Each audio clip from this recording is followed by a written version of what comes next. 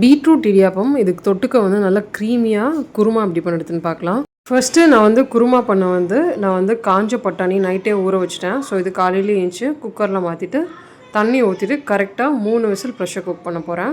Next idiyappam செய்ய வந்து நான் பச்சை அரிசி மாவு எடுத்திருக்கேன். பச்சை அரிசி மாவு பார்த்திங்கன்னா கரெக்டாக 260 கிராம் 260 கிராம்ஸ். இதில் கொஞ்சம் சால்ட் சேர்த்துட்டு நல்லா மிக்ஸ் பண்ணிடணும். இதில் வந்து நான் 2 பெரிய சைஸ், அதாவது ஒரு மீடியம் சைஸ் பீட்ரூட் வந்து வாஷ் பண்ணிவிட்டு தோல் சீவிட்டு கட் பண்ணிக்கிட்டேன். ஒரு பீட்ரூட் எடுக்கும்போது அரிய கஷ்டமாக இருக்கும். இது 2 பீட்ரூட் எடுக்கிறதால அதிலே தண்ணி அதிகமாக இருக்கும். ஸோ நல்லா பேஸ்ட்டாக அரிஞ்சிடும். ஸோ இதை வந்து நம்ம ஒரு ஸ்ட்ரெயினரை வச்சு நல்லா வந்து வடிகட்டிடணும். ஏன்னா இதில் வந்து கொஞ்சம் அந்த கட்டி கட்டியாக பீட்ரூட் அறப்படாமல் இருந்துச்சுன்னா அந்த முறுக்கு ப்ரெஷரில் போட்டு ப்ரெஸ் பண்ணும்போது கஷ்டமாக இருக்கும். ஸோ நான் கரெக்டாக பார்த்தீங்கன்னா பீட்ரூட் வாட்டர் கொஞ்சம் எக்ஸ்ட்ரா தண்ணி சேர்த்து மொத்தமாக 360 ml வந்து தண்ணி எடுத்திருக்கேன். ஸோ இதை வந்து ஸ்டவ்வில் வச்சுட்டு நல்லா கொதிக்க வச்சுட்டேன் இந்த பீட்ரூட் தண்ணியை. இப்போ வந்து இதை இந்த மாவில் சேர்த்துட்டு கொஞ்சம் கொஞ்சமாக மிக்ஸ் பண்ணணும். ஸோ தண்ணி சேர்த்துட்டு நான் கொஞ்சம் கொஞ்சமாக மிக்ஸ் பண்ணேன். ஸோ நம்ம அந்த மாதிரி கொஞ்சம் கொஞ்சமாக மிக்ஸ் பண்ண போது மாவோட சைஸ் பார்த்திங்கன்னா கொஞ்சம் வந்து இன்க்ரீஸ் ஆகும். ஏன்னா நம்ம சுடு தண்ணி போடும்போது மாவு வந்து வேகும். ஸோ இன்க்ரீஸ் ஆகும். நம்ம ஊற்றுற தண்ணியிலே வந்து நல்லா மாவை மிக்ஸ் பண்ணிடணும். கீழே மோஸ்ட்டாக அடியில் தான் மாவு அப்படியே இருக்கும். ஸோ எல்லா மாவும் ஒன்றா கம்பைன் ஆகிட்டு நான் மூடி வச்சுட்டேன். ஏன்னா ரொம்ப சூடாக இருக்கிறதால நல்லா மாவு ஆறுனதுக்கப்புறமா நான் கொஞ்சம் கீ சேர்த்து இது எல்லாமே ஒன்றா கம்பைன் பண்ணிட்டேன். ஸோ ஃபஸ்ட்டு வந்து நம்ம மாவு வந்து சுட தண்ணி சேர்க்கலன்னா மாவு மாதிரி இருக்கும். ஸோ இப்போ கொஞ்சம் ஷைனிங்காக தெரியும் உங்களுக்கு மாவு. ஸோ இதை வந்து நான் முறுக்கு ப்ரெஷருக்குள்ளே போட்டுட்டு முறுக்கு ப்ரெஷருக்குள்ளேயே கீ அப்ளை பண்ணிவிட்டு இட்லி பிளேட்லேயும் கீ அப்ளை பண்ணிவிட்டு ஸோ இந்த முறுக்கு ப்ரெஷரில் இந்த மாவு போட்டிருக்கோம்ல, ஸோ ப்ரெஸ் பண்ண வேண்டியது தான். ஃபஸ்ட்டே வந்து இட்லி பாத்திரத்தில் தண்ணி ஊற்றி நல்லா கொதிக்க வச்சுட்டேன். ஏன்னா நல்லா தண்ணி கொதித்தோடனே தான் இந்த இட்லி பிளேட்டை உள்ளே வச்சுட்டு கரெக்டாக 4 மினிட்ஸ் ஹை ஃப்ளேமில் குக் பண்ணோன்னா உங்களுக்கு கலர் சேஞ்ச் ஆகாது. அப்படியே வந்து பீட்ரூட்டை வச்சு ரொம்ப நேரம் குக் பண்ணோன்னா ஒரு 5-6 மினிட்ஸ்லாம் ஹை ஃப்ளேமில் குக் பண்ணோன்னா கொஞ்சம் கலர் சேஞ்ச் ஆகிடும். ஸோ இது வந்து நான் காலையில் குழந்தைக்கு வந்து கொஞ்சம் குருமாவோட தான் கொடுத்தேன். இந்த குருமா எப்படி பண்ணுறதுன்னு பார்க்கலாம். இது நல்லா க்ரீமியாக இருக்கும். ஸோ இதில் வந்து ஃபஸ்ட்டு நான் கொஞ்சம் குக்கரில் எண்ணெய் சேர்த்துட்டேன்.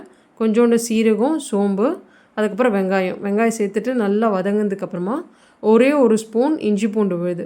ஸோ இதை மிக்ஸ் பண்ணிவிட்டு கட் பண்ணி வச்சுருக்க தக்காளி நல்லா மசிஞ்சதுக்கப்புறமா வெஜிடபிள்ஸ் சேர்க்கலாம். இல்லாட்டா தக்காளி வெஜிடபிள்ஸ் எல்லாத்தையும் ஒன்றா சேர்த்துட்டு கொஞ்சோண்டு மஞ்சத்தூள், அதுக்கப்புறமா வந்து வீட்டில் அரைச்ச குழம்புத்தூள், தனியாத்தூள். ஸோ லைட்டாக மிக்ஸ் பண்ணிவிட்டு வேக வச்ச பட்டாணி நான் 3 விசில் வச்சேன். ஸோ இந்த வேக வச்ச பட்டாணி மட்டும் சேர்த்துட்டு ஒரு வாட்டி இதை நான் மிக்ஸ் பண்ணிக்கிட்டேன். கொஞ்சம் தண்ணி தேவைப்படும் குக் ஆகிறதுக்கு. அதனால் இந்த வேக வச்ச தண்ணி மட்டும் கொஞ்சோண்டு சேர்த்துட்டு ஒரு வாட்டி இது எல்லாத்தையும் மிக்ஸ் பண்ணிவிட்டு குக்கர் மூடி போட்டு கரெக்டாக ஒரு விசில் நான் ப்ரெஷர் குக் பண்ண போகிறேன். ஸோ இதில் வந்து ஃபைனலாக தேங்காய் பேஸ்ட் ஆட் பண்ணணும். ஸோ அதுக்கு வந்து தேங்காய், கொஞ்சோண்டு வந்து சீரகம், கொஞ்சோண்டு உடச்சக்கடலை, அப்புறம் கொஞ்சோண்டு கசகசா. ஸோ இது வந்து நல்லா வந்து பேஸ்ட்டாக அரைச்சிக்கணும். நான் வேக வச்சு இந்த பட்டாணி தண்ணியை சேர்த்துட்டு நல்லா பேஸ்ட்டாக அரைச்சிக்கிட்டேன்.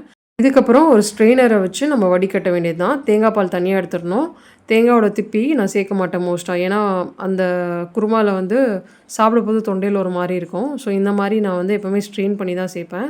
இதில் வந்து நான் கொஞ்சம் எக்ஸ்ட்ரா நிறையவே தண்ணி சேர்த்து இந்த பாலை வந்து தேங்காயிலேருந்து கம்ப்ளீட்டாக எடுத்துட்டேன்.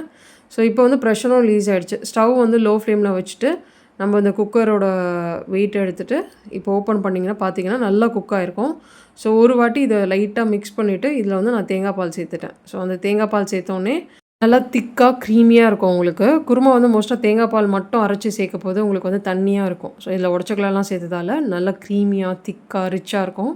இதில் தேவையான அளவு கல்லுப்பு, கொத்தமல்லி சேர்த்தா குருமா ரெடி. இது ரைஸ்க்கும் நல்லாயிருக்கும், நம்ம வெஜிடபிள் ரைஸ்க்கும் நல்லாயிருக்கும். இந்த மாதிரி இடியாப்பம், அப்பம் எல்லாத்துக்குமே நல்லாயிருக்கும். நான் வந்து பீட்ரூட்டுக்கு இந்த மார்னிங் குருமா தான் கொடுத்தேன்.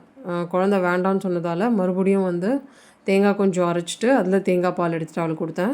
நான் இந்த வீடியோவில் சொல்லியிருப்பேன், ரொம்ப ஓவர் குக் ஆனால் கலர் சேஞ்ச் ஆகிடும். ஸோ நல்லா தண்ணி கொதிச்சோடனே ஹை ஃப்ளேமில் வச்சு குக் பண்ணிங்கன்னா 4 மினிட்ஸில் நல்லா இடியாப்பம் குக் ஆகிடும். கலரும் சேஞ்ச் ஆகாது.